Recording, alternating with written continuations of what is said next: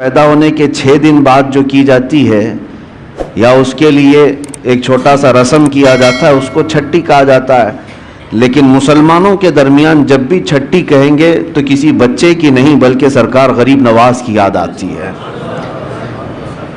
सरकार मुइनुद्दीन हसन चिश्ती गरीब नवाज रदी अल्लाह ताला अन्हु अल्लाह की नेमतों में से एक नेमत है हमारे लिए। इस मुल्क अजीज़ के लिए अल्लाह ताला की एक रहमत कामिला है, जिनकी वजूद मसूद से, जिनके वरूद मसूद से अल्लाह ताला ने पूरे हिंद में बरकतें फैलाई और आज तक 800 साल के बाद भी वो बरकतें देखने को मिलती हैं। संजर एक इलाका है, एक शहर का नाम, पुराने ज़माने में जो खुरासान हुआ करता था वहाँ का एक इलाका संजर था। इस शहर की एक खासियत मैं आपको बताऊँ, इस गाँव की, इस शहर में एक भी बंदा ऐसा नहीं था जो तहज्जुद ना पढ़ता हो। एक भी ऐसा नहीं था। हर घर वाला, हर घर का हर फर्द तहज्जुद जरूर पढ़ता था। एक दिन ऐसा आया कि सुबह हो गई अचानक और कोई तहज्जुद के लिए नहीं उठा। ये इत्तेफाक की बात नहीं है, उसमें बूढ़े भी हैं, जवान भी हैं, सारे लोग हैं। कोई एक भी बंदा ऐसा नहीं जिसकी तहज्जुद छूटती हो। तहज्जुद के लिए उन सब का एहतमाम हुआ करता था, पूरे शहर का, पूरे गांव का। लेकिन एक रात ऐसी आई कि उजाला हो गया और कोई तहज्जुद नहीं पड़ा। जब लोग उठ उठ करके घरों से वापस आने लगे, सबको अपना अफसोस होने लगा, इतना उजाला आ गया है और हमारी तहज्जुद रह गई है, कज़ा हो गई। अब फजर के वक्त का वो मंजर जो सुबह सादिक का होता है, सफ़ेदी का, ये नजर आने लग गया। तो सब इधर उधर सरगर्दां थे। उसमें एक 90 साल की उम्र के बुजुर्ग थे, उनके पास सब लोग जमा हुए और कहा कि माजरा क्या है, ऐसा कैसे हो सकता है कि कोई एक भी बंदा ना जागा हो तहज्जुद के लिए? बरसों से हमारी तहज्जुद कज़ा नहीं होती। उस बुजुर्ग ने सारे लोगों को जमा किया, संजर की बात कर रहा हूँ, संजर की बात कर रहा हूँ। कहा कि मियाँ, ये जो सफ़ेदी तुम देख रहे हो, ये सुबह सूरज के निकलने वाली सफ़ेदी नहीं है, अभी रात मौजूद है और तहज्जुद का वक्त भी बाकी है। ये उजाला वो नहीं है जो रोज़ सूरज के निकलने से पहले आता है। चलो मेरे साथ। वो साहब कश्फ और साहब बसीरत बुजुर्ग थे, सारे कौम को लेकर के चलते आए और एक घर था हज़रत ख्वाजा गयासुद्दीन का, जो सरकार गरीब नवाज के वालिद गिरामी है। उस घर के पास आए तो देखा रोशनी वहां से निकल रही है और उनके घर पर पूरी सफेदी है और पूरे शहर, पूरे गांव में उजाला फैला हुआ है। उस बुजुर्ग ने कहा चलो इस घर का ये मसला है। आए, घर पर दस्तक दिया तो हजरत ख्वाजा गयासुद्दीन बाहर आए, पूछा कि क्या मामला है? तो मुस्कुराते हुए कहने लगे, आज मेरे घर में बेटे की विलादत हुई है और उसका नाम हसन रखा गया है। ये वही विलादत है जिसको आज पूरे आलम में गरीब नवाज के नाम से याद किया जाता है। अजीज़ान गिरामी वक़ार, जिनकी पैदाइश इस हाल में हो कि वो आते साथ पूरे शहर को उजाला बख्श रहे हों, तो फिर जिस मुल्क में कदम रखें इस्लाम का उजाला क्यों ना अता करेंगे? वो कुफ्र की अंधेरियों को छांट करके हमें इस्लाम की रोशनी देने के लिए ही तो आए थे। अजीज़ान गिरामी, सुल्तानुल हिंद मुइनुल हिंद सरकार गरीब नवाज रदी अल्लाह ताला अन्हु से हमारी सिर्फ मोहब्बतें और अकीदतें वाबस्ता नहीं है, बल्कि हमारे ईमान और इस्लाम का रिश्ता जुड़ा हुआ है। हकीकत तो बात यह है कि जितने भी सूफिया इकराम, जितने भी मशाइख, जितने भी औलिया हिंद में आए, उन सब की खिदमात अपनी जगह पर, लेकिन आज अलल ऐलान हम ये कह सकते हैं कि पूरे बर्रे सगीर के चप्पे चप्पे पर आज कलमा पढ़ने वालों को ये एहसान मानना होगा कि कलमे की तलकीन भी गरीब नवाज से हमें मिली है। सुल्तानुल हिंद सरकार गरीब नवाज रज़ियल्लाहु ताला अन्हु की बे इंतहा वसातें, मेहनतें, उनकी काविशें थी, जिसकी वजह से इस्लाम आज हर जगह यहाँ पर फैला हुआ और चमक रहा है। और इसी वजह से अब हमें डरना भी नहीं चाहिए कि ये गरीब नवाज का फैलाया हुआ दीन है। हाँ, डरना भी नहीं चाहिए, इसलिए कि उस वक्त की बात जब वो आए थे, 6 या 8 फ़कीर थे साथ में, फ़ुक़रा की एक जमात थी और वो दिल्ली की सरजमीन से होते हुए जब अजमेर पहुँचे थे, तकरीबन हिंदुस्तानी सुन्नी मुसलमानों को वाक़यात मालूम है کیا اجمیر والوں نے ان کا شاندار استقبال کیا تھا؟ کیا ان کے لیے پھول بچھا دیے تھے، ریڈ کارپیٹ بچھا دیا تھا؟ نہیں، وہ جس انداز سے اجمیر معلیٰ میں پہنچے تھے وہاں تو سخت مقابلہ تھا اور دشمنی کا سامنا تھا، حتیٰ کہ ان کو کسی درخت کے نیچے بیٹھنے تک نہ دیا جا رہا ہو، وہاں کے انا ساگر سے پانی نہ لینے دیا جا رہا ہو۔ ان حالات میں اگر کوئی اس زمین پر جمع رہ سکتا ہے تو وہ صرف عطائے رسول ہی ہو سکتا ہے۔ قرآن کہتا ہے جو لوگوں کو نفع دیتا ہے زمین میں وہ برقرار رہتا ہے، اور جو جھاگ ہے وہ اڑ کر چلا جاتا ہے، جو جھاگ ہے، کچرا ہے، وہ اڑ کر چلا جاتا ہے۔ سرکار غریب نواز یہاں تشریف لائے تھے، کسی کا قتل اور کسی کا خون کرنے نہیں آئے تھے، وہ انسانوں کو، اللہ کی مخلوق کو نفع پہنچانے آئے، جس کی وجہ سے آج تک زمین پر وہ برقرار ہیں۔ وہ جہاں پر آئے وہیں پر رہے، اور وہیں ان کی خانقاہ بھی رہی، وہیں ان کا مزار مبارک بھی رہا، بلکہ برسوں تک یہ معاملہ رہا۔ آج تو عرس میں لوگ جاتے ہیں، عرسوں کا معاملہ آج اگرچہ بدل دیا گیا ہو، لوگ اس کو انٹرٹینمنٹ کے لیے یوز کرتے ہوں، میں سب کی بات نہیں کر رہا، کچھ لوگ کمائی کے لیے، کچھ لوگ دھندے کے لیے۔ عرس اس لیے نہیں ہوتا تھا، بلکہ اولیاء اکرام کے جو عرس ہوتے تھے اس میں غیر مسلم بھی آتے تو اسلام قبول کر کے جاتے تھے، ان کی سیرتیں بیان ہوتی، ان کے کرامات کا ذکر ہوتا، اور ان کے خانقاہ پر پھر وہ اوراد و وظائف پڑھائے جاتے جو ان کی زندگی میں ہوتے تھے۔ تو جتنے دور دراز سے آئے ہوتے وہ اپنے دلوں کو صاف کر کے جاتے، کافر ہو تو ایمان لائے، گنہگار ہو تو توبہ کر کے صالح مسلمان بن کر کے جاتا۔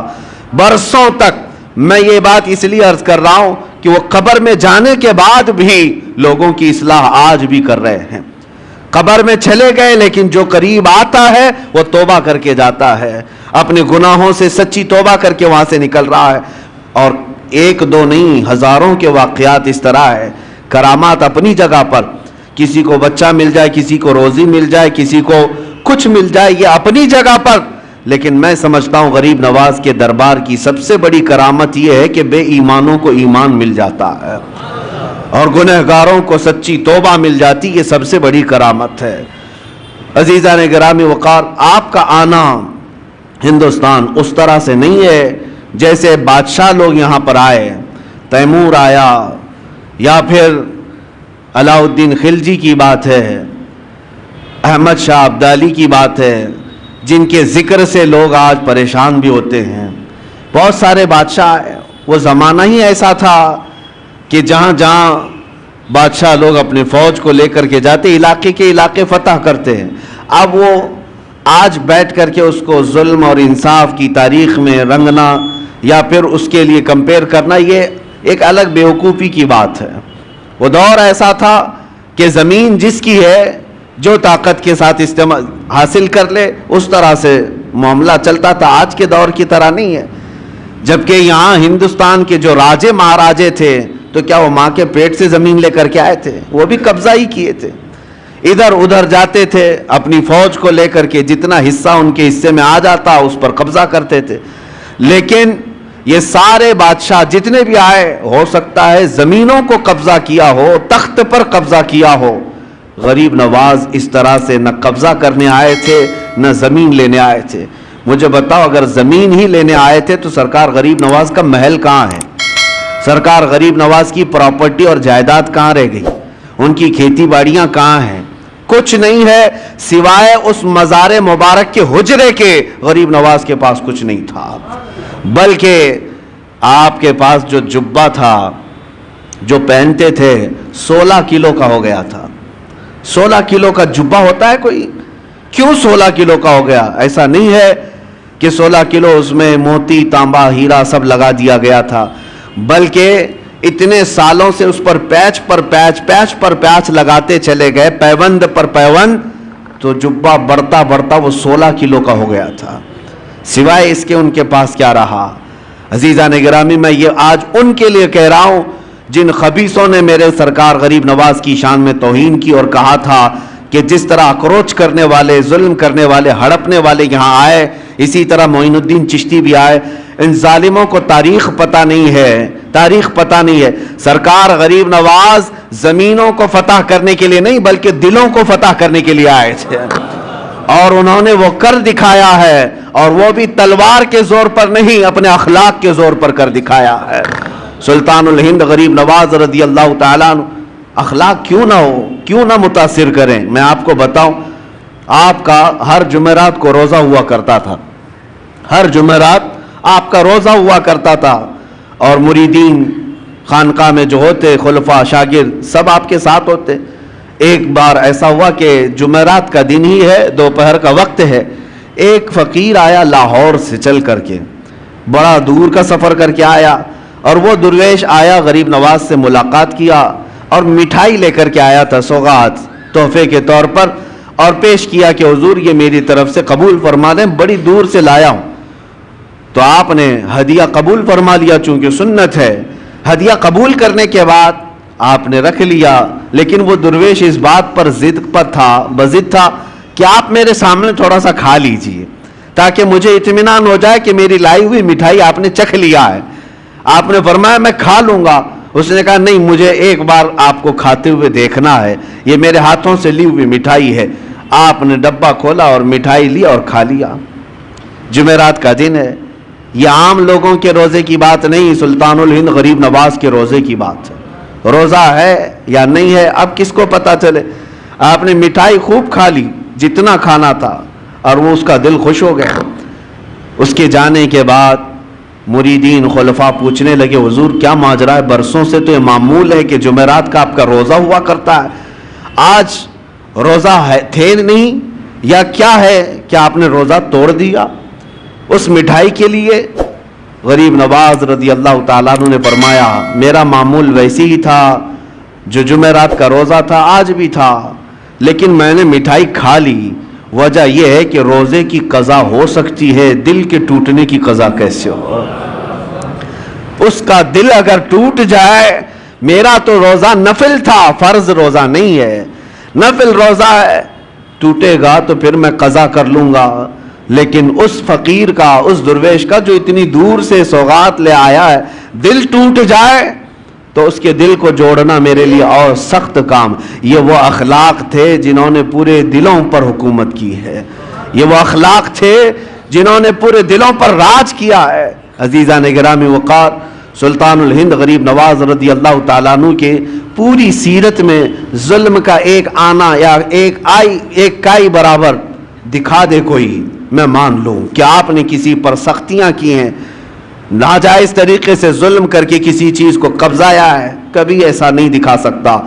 تاریخ کے جھروکوں میں جھانک کر کے دیکھے، ہماری نہیں غیروں کی لکھی ہوئی تاریخ سے بھی لا کر کے دکھا دو، غیروں کی تاریخ سے۔ یہاں پر جب آئے تھے ظلم کسی اور نے کیا ہے وہ یہ بتا نہ سکیں گے۔ ایک بار سے آئے ہوئے درویش مہمان کے لیے اس کے پاس کچھ نہیں تھا، نہ ہاتھی گھوڑا تھا، نہ تیر تلوار تھے، فقط ایک گدڑی پہنے ہوئے جب ہندوستان کی سرزمین پر آیا تھا تو اس کے مقابل میں عام لوگ نہیں اترے تھے، وقت کے راجے اتر گئے تھے۔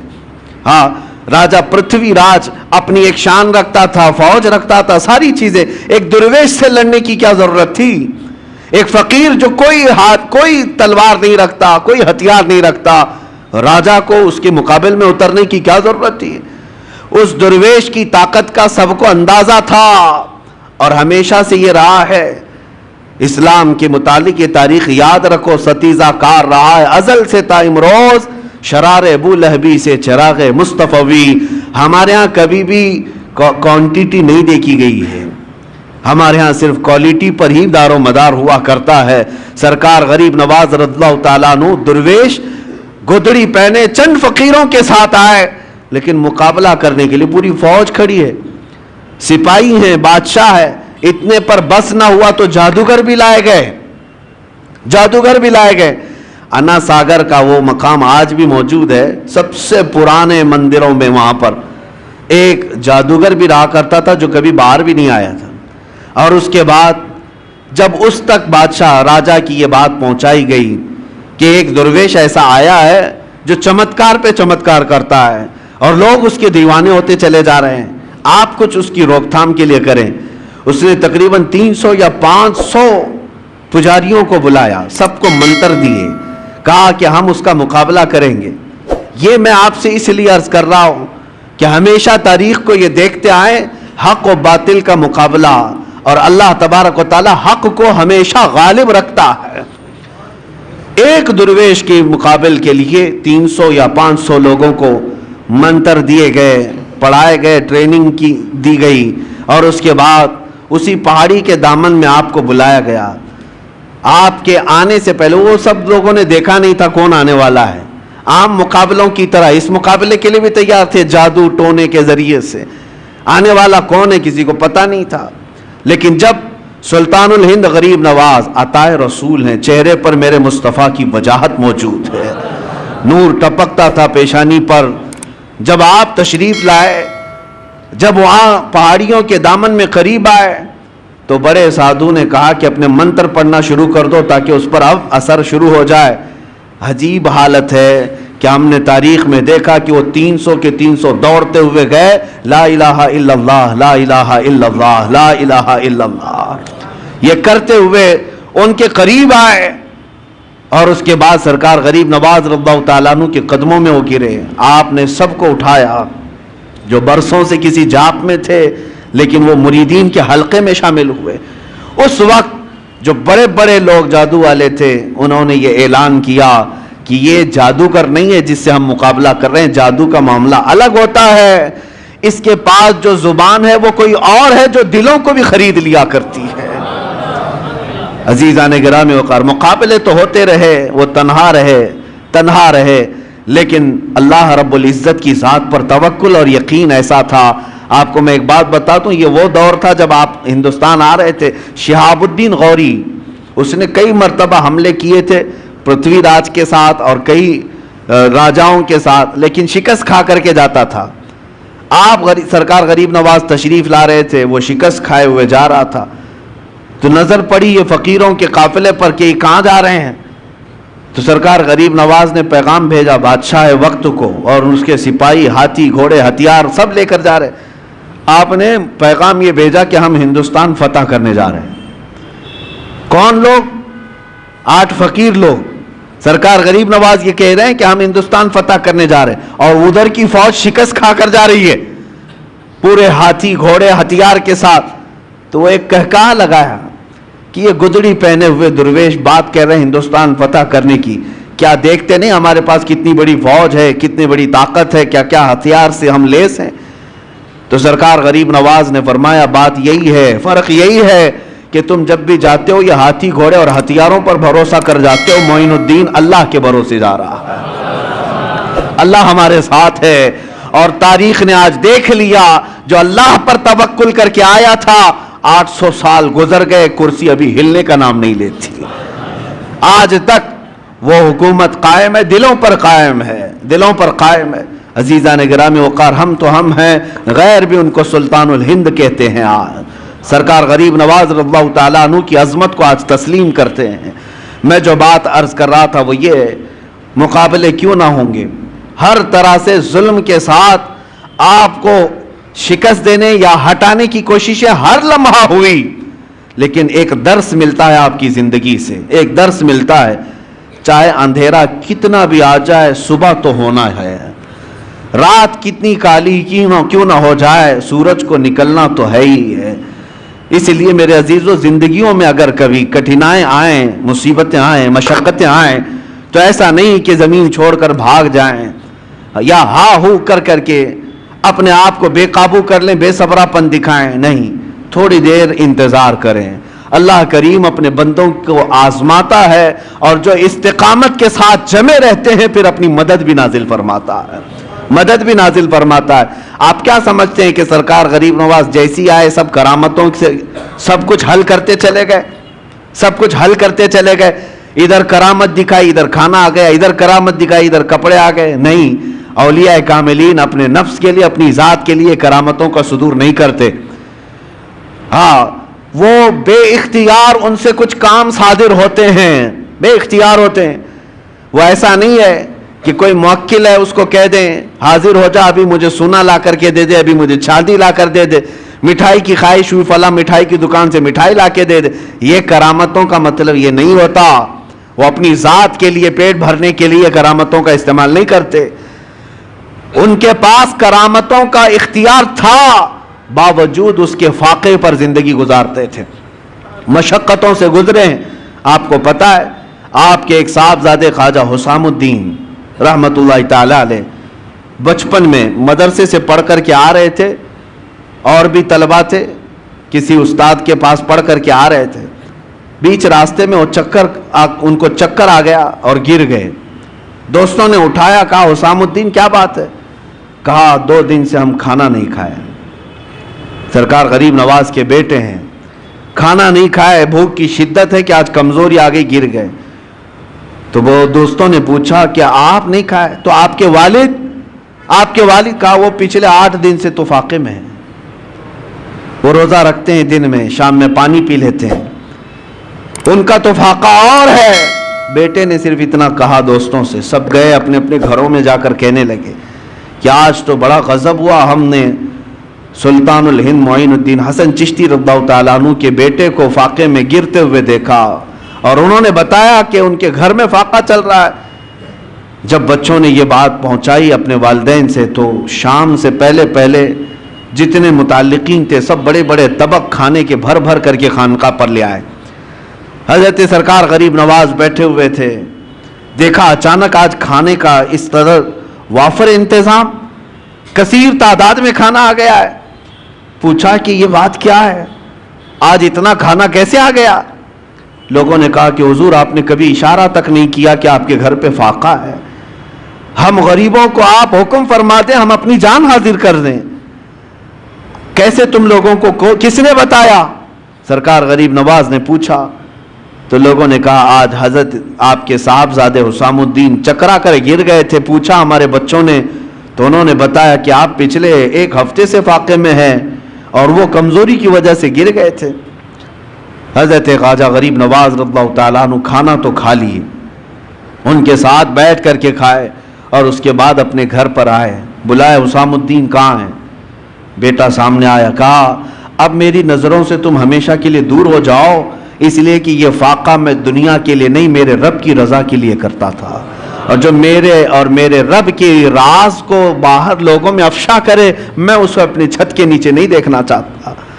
یعنی اس بات سے آپ اندازہ لگائیں کہ یہ نہیں ہے کہ کرامتوں کے ظہور اور صدور سے طبق کے طبق وہ کھانے اتروائیں، اگر وہ چاہتے تو یقیناً اللہ ضرور دیتا، وہ سونے چاندی کے قلعے کیے ہوئے محل میں رہ سکتے، لیکن اولیاء کاملین پہلے سٹرگل کرنا سکھاتے ہیں، مشقتوں کا سامنا کرنا سکھاتے ہیں، کیونکہ سنت مصطفیٰ یہی ہے، نبی پاک صلی اللہ تعالیٰ علیہ وسلم کی سنت ہی یہی ہے۔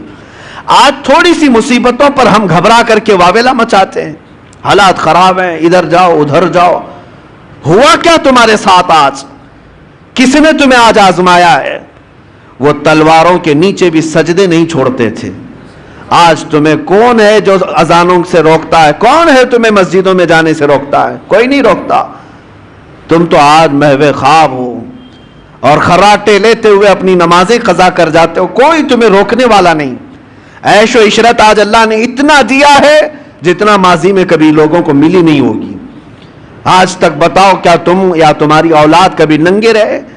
کیا کوئی رات ایسی ہو کہ مجبوری کی وجہ سے یا بے سر و سامانی کی وجہ سے تم بھوکے سو گئے ہو؟ نہیں، اپنی پسند سے ہو سکتا ہے کوئی بھوکا سو جائے، لیکن غربت کی وجہ سے بھوکا سوئے کوئی آج بہت مشکل نظر آتا ہے۔ سب کو اللہ آج کھلا رہا ہے، سب کو پلا رہا ہے، سب کو پہنایا ہے، ساری نعمتیں ہمارے پاس ہیں، لیکن اسلام کو جو ہم نے اجنبی بنا رکھا ہے اپنے گھروں میں، یہ بہت حیرت کی بات ہے، یہ بہت حیرت کی بات ہے۔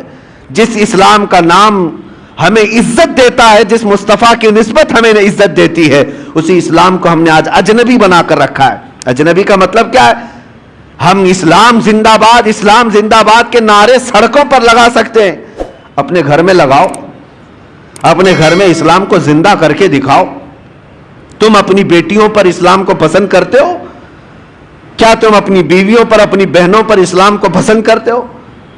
اگر اسلام کو پسند کرتے تو ان کا حجاب کیوں آج نکل گیا؟ ان کا پردہ کیوں نکل گیا؟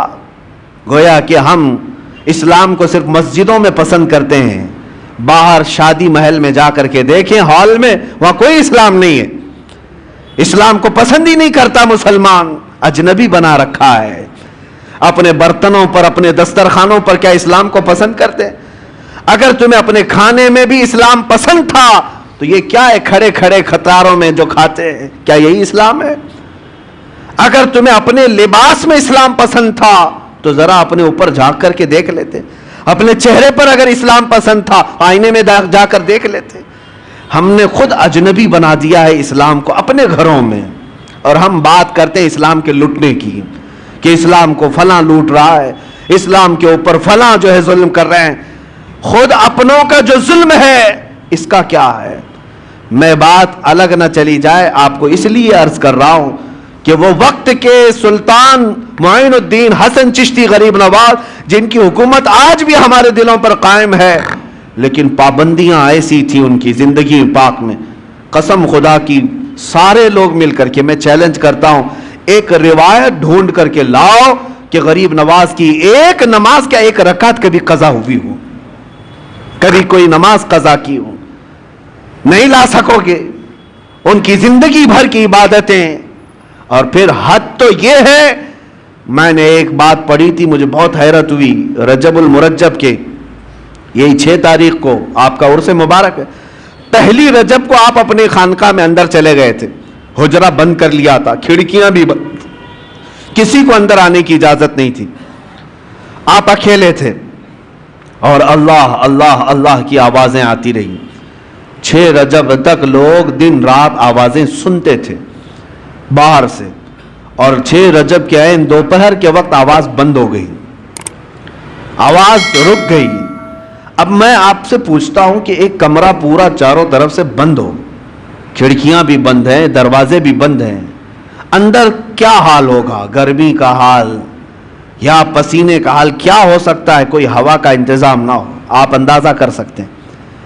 لیکن جب آواز بند ہوئی تو خلفاء و مریدین نے کافی انتظار کے بعد دروازہ توڑ دیا. انہیں ایسا لگا کہ شاید آپ کے ساتھ کچھ ہو نہ گیا ہو. دروازہ توڑ دیا تو دیکھا آپ چارپائی پر لیٹے ہوئے ہیں اور آپ کی روح کب سے انصری سے پرواز کر چکی ہے، آپ کا وصال ہو چکا. لیکن اندر آتے ہی جیسے ہی مریدین کی نظر پڑی، پیشانی پر لکھا ہوا تھا ھذا حبیب اللہ مات فی حب اللہ، یہ اللہ کا حبیب ہے، اللہ کی محبت میں چلا گیا ہے.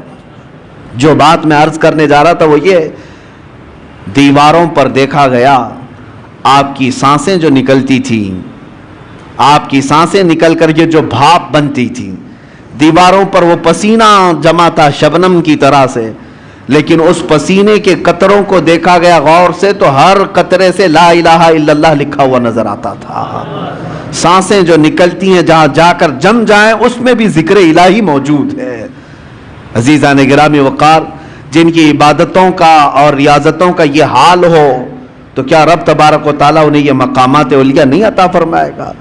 یقیناً کرامات اپنی جگہ پر، لیکن جو انہوں نے سٹرگل کیا اپنی زندگی میں، مشقتیں اٹھائی ہیں، جو عبادات اور ریاضات کے ذریعے سے انہوں نے اپنے نفس کو مارا ہے، وہ بھی تو ہمارے لیے درس ہے. آج وہ بھی تو ہمارے لیے درس ہے. 1 روپیہ یا 1 سکہ کسی کا حرام کا آپ کی خانقاہ تک آپ نے کبھی آنے نہیں دیا، کبھی آنے نہیں دیا. یہاں تک کہ نظر و نیاز جو آتے اس کو خیرات کر دیتے تھے.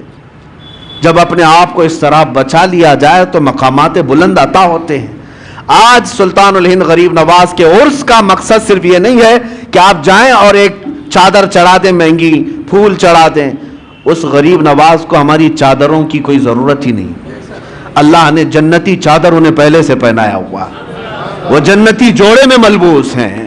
ہاں یہ اور بات ہے کہ ہم عظمت شان کے لیے چادر پیش کرتے ہیں، ان کی شان و شوکت ان کی رفعت کے لیے پیش کرتے ہیں، یہ اور بات ہے، میں اس کا منکر نہیں ہوں. لیکن اگر تم یہ سمجھتے ہو کہ چادر پیش کرنے کے بعد ہی میری ذمہ داری ختم ہو گئی، یہ تمہاری خام خیالی ہے. اصل مسئلہ ان کے دربار میں چادر پیش کرنے کا نہیں، اصل مسئلہ یہ ہے جاؤ تو اپنا دل ان کے قدموں میں رکھ کر کے آ جاؤ اور عرض کرو کہ آپ میں زندگی اپنی مرضی سے نہیں، آپ کے اشاروں سے جینا چاہتا ہوں. آپ کو پتہ ہے آپ جب سفر سے آ رہے تھے مدینہ طیبہ سے اجمیر، بیچ میں ایک علاقہ آتا ہے سبزوار، یہ آج کے ایران میں ہے، اور وہاں پر آپ کا قیام ہوا ایک باغیچے کے پاس، اور وہ بہت خوبصورت باغیچہ تھا، اس کے اندر ایک حوض تھا۔ یہ باغیچہ اور حوض وہاں کے حاکم کا تھا، اس وقت کا جو حاکم تھا، بڑا ظالم آدمی، لوگوں کا مال اتنا لوٹتا تھا کہ لوگ پریشان تھے، ہفتہ وصولی والا سسٹم، اور پھر اس کا ایسا ظلم تھا کہ کوئی باغیچے میں اجنبی نہ آئے۔ اتفاق ایسا کہ سرکار غریب نواز وہیں پر قیام کیے، اور آپ کی نماز کا وقت آیا تو اس حوض سے آپ وضو کرنے چلے گئے، تو وہاں پر جو پہرے دار تھے انہوں نے کہا، منع کیا کہ یہ حاکم سبزوار کا ہے، آپ مت آئیے، اگر اس کی نظر پڑ گئی تو بہت سختیاں کرے گا۔ حضرت سرکار غریب نواز نے فرمایا، میں عبادت اللہ کی کر رہا ہوں اور اللہ میرے ساتھ ہے۔ بس آپ نے وضو فرمایا، ابھی وضو کر ہی رہے تھے کہ وہ حاکم باغیچے میں داخل ہو گیا، جیسی آیا اور چیختا چلاتا کہ ایک اجنبی میرے آرام گاہ میں کیسے آ گیا ہے اور کیسے یہ حوض میں پانی لے کر کے استعمال کر رہا ہے۔ سرکار غریب نواز نے اس کی طرف کوئی توجہ نہ فرمائی، کوئی توجہ نہیں۔ وہ دندناتا ہوا قریب آیا، آپ نے پورا وضو فرمایا، وضو کرنے کے بعد اپنے قطرے چھڑک دیے، اور پھر اس کی طرف ایک جمالی نظر ڈالی، اور وہ حاکم سبزوار دیکھتا رہ گیا اس حسین صورت کو۔ جو کرنے آیا تھا وہ کچھ اور کام تھا، لیکن قدموں میں گر کر کے توبہ کرنے لگ گیا۔ کہا کہ آپ جس وقت یہاں آئے مجھے پتا نہیں تھا، لیکن اب جس وقت آپ میرے دل میں آئے ہیں، عزم کرتا ہوں کہ زندگی بھر مجھے اپنے دامن سے دور نہ کریں۔ میرے عزیزو، سلطان الہند کے پاس آئے، لیکن حاکم سبزوار جو تھا غریب نواز کے قدموں میں گر کر معافی مانگا، توبہ کیا، اور اتنا ہی نہیں بلکہ واپس جانے کے بعد زندگی بھر لوٹی ہوئے مال کو سب کے اصل مالکوں تک پہنچایا، سب کو لوٹایا، اور اپنا گھر بار بھی بیچ دیا۔ تب سرکار غریب نواز کے پاس آیا، کوئی نظر و نیاز لے کر کے نہیں، کوئی تحفہ تحائف لے کر کے نہیں، بلکہ آیا اور کہا، اب آپ کا یہ غلام سب دے کر کے آیا ہے، سوائے دل کے اب کچھ نہیں رہ گیا، وہ میں آپ کے پاس لے آیا ہوں۔ سلطان الہند غریب نواز نے قبول فرمایا، بیعت ارادت میں ہی نہیں بلکہ اپنے عظیم خلفاء میں اس کو شامل فرمایا، خلافت عطا کی۔ بعد میں تاریخ میں موجود ہے، سبزوار کے اللہ تبارک و تعالیٰ نے سبزوار کے ان کو قطب بنایا، اپنے وقت کے قطب تھے۔ کہاں ظلم و ستم کی داستان رکھنے والا، کہاں قدموں میں آ کر کے دل دینے والا اللہ کی ولایت حاصل کر جاتا ہے۔ میں یہی عرض کرنا چاہتا ہوں، تم تحفے تحائف اپنی جگہ پر جاؤ، اپنا دل قدموں میں رکھ کر کے آؤ، عرض کرو کہ سرکار مجھے اپنے ساتھ لے لیں، آپ ایک اشارہ فرمائیں میرے دل کی اصلاح ہو جائے۔ پھر اگر غریب نواز قبول فرما لیں، یقیناً زندگی کی کایا ہی پلٹ جائے گی، ایک نیا انقلاب دیکھنے کو ملے گا۔ اللہ کریم اس آستانے کو سدا سلامت رکھے۔ اجمیر معلیٰ کے فیوز و برکات اللہ تعالی ہماری نسلوں کو صبح قیامت تک عطا فرمائے۔ عزیزان گرامی، اپنے بچوں کو یہ نصیحت بھی کرو، یہ وصیت بھی کرو کہ ہندوستان میں ہم غریبوں کو اسلام ملا ہے تو وہ اجمیر معلیٰ کی دھرتی کا فیض ہے، سرکار غریب نواز کے احسانات ہیں۔ اس لیے کہ انٹرنیٹ کا زمانہ ہے، ڈیجیٹل زمانہ آنے والا ہے، کل کو چل کر کے کوئی ٹائی سوٹ بوٹ والا کوئی آئے اور کہہ دے کہ ہم نے اسلام پھیلایا ہے، تو ہمارے بچے تو گوگل والے ہیں، ہمارے بچے تو گوگل کے شاگرد ہیں، ان کو یہی نہ لگنے لگ جائے کہ سارا اسلام گوگل سے پھیلا ہے۔ اس لیے بچوں کو یہ سمجھاؤ، گوگل ہو کہ پوگل ہو، یہ بہت زمانے کے بعد کی بات ہے۔ سلطان الہند غریب نواز اس وقت اسلام